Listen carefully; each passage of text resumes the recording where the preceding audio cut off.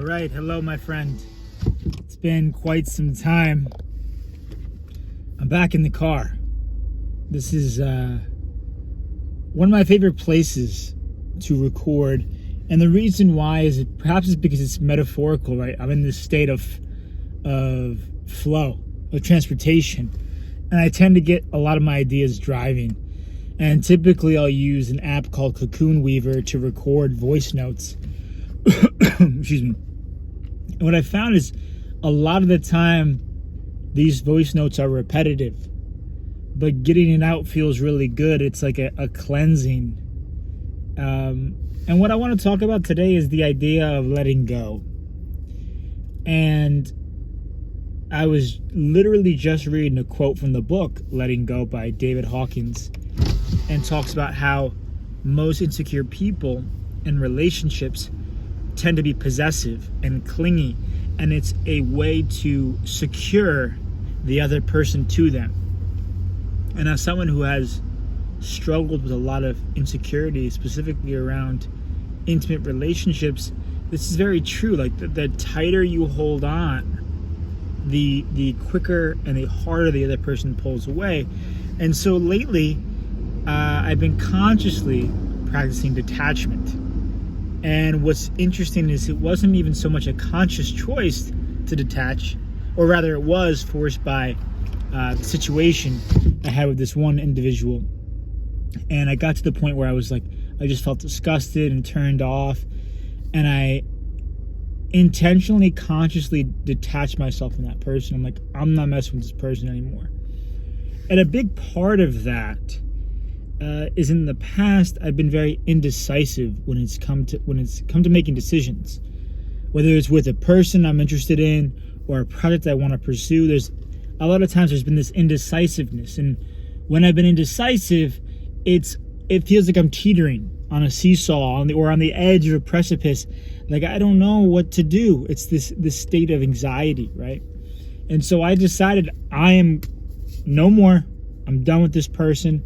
And I detached, and when I saw them, I would acknowledge them, but I would keep it moving. I wasn't acting out the insecure patterns of the past. And what was interesting was the person's attitude changed. And now that may have to do with the reduction of attention I was giving them, but also it may have to do with this withdrawal of energy. And when I say be detached, I don't mean don't feel your emotion. I just am saying create space between you and your emotion. Don't identify with the emotion. And something I've struggled with a lot is like jealousy, insecurity, as I've mentioned. And the thing with that is I'm very quick to see a situation, and then my mind projects like a film projector, a story on top of it. And more often than not, it's not accurate at all. There's no story. It is just my mind making shit up. So when it comes to relationships, but also just approaching life, the power of letting go, while for me challenging and difficult to consciously practice, is a reality. And one thing I'm learning is to differentiate reality from how I want things to be, my expectations or projections. And a good example of this would be like an attraction you have for somebody, right? That attraction you have of thinking about that person or fantasizing about that person only exists in your mind.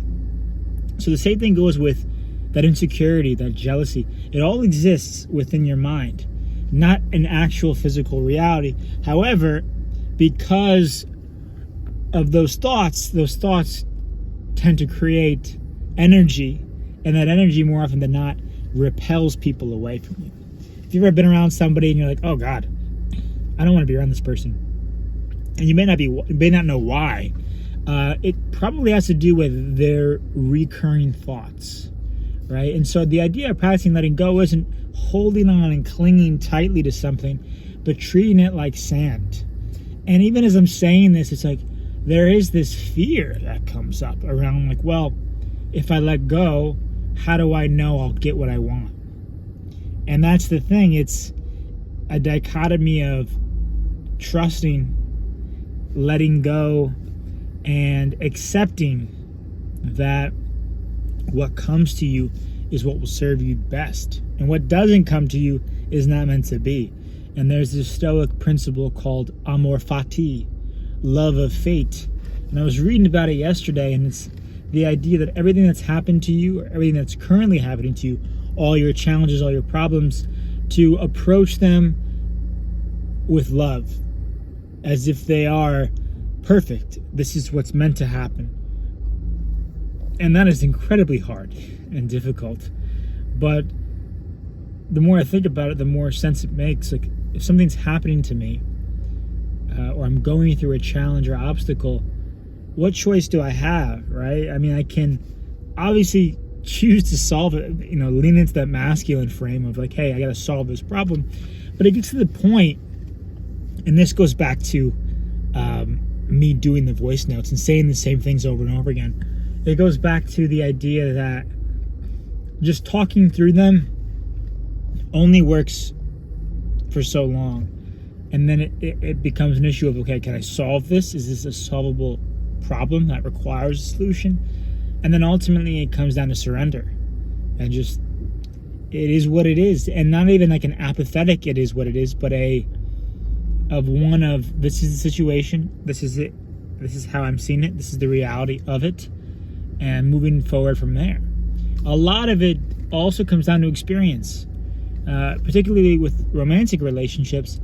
Men are often expected to just know how to interact with women, know how to go on dates and do things like that, but it really is a skill set. And so I wonder if that also works the same way with letting go, that it's a skill to be practiced over and over again. And a lot of what's helped me is making commitments to myself and catching myself when I make these commitments and setting the bar rather low to start and working my way up from there. So letting go is crucial, it's important, and I believe that idea, whether it's letting go or surrendering to the situation in the moment, is the way forward for a experience of peace in life. So yeah, if you have any thoughts on that, I'd love to hear them in the comments below. Feels good to just be riffing on something that's very top of mind for me right now.